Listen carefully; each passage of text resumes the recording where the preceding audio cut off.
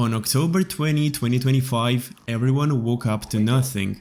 I mean, literally nothing was working. Reddit, Snapchat, Coinbase, and most importantly, Roblox and Fortnite. Everything went down and became completely unusable. So what happened and why?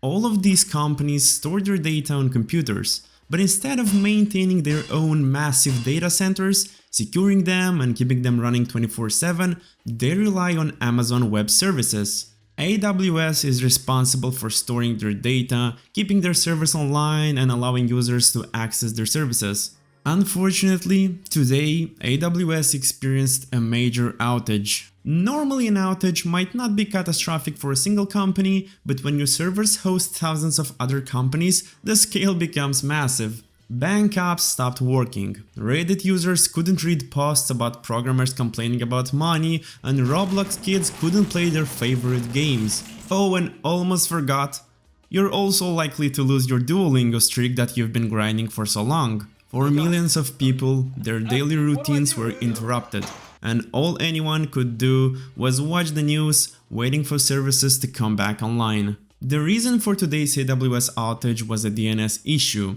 It is not certain what this DNS issue means for the moment when I make this video, but it's most likely a configuration issue which resulted in all of that nightmare. It's a little reminder that even a small mistake in a cloud system can bring down a huge portion of the internet and cause significant financial and reputational damage for hundreds of companies. This event also shows one more thing: relying on a single cloud provider is risky. When that provider goes down, so does a massive chunk of the internet. So guys, always test carefully, don't deploy to production if you're unsure about the changes, and most importantly, don't put all your eggs in one basket.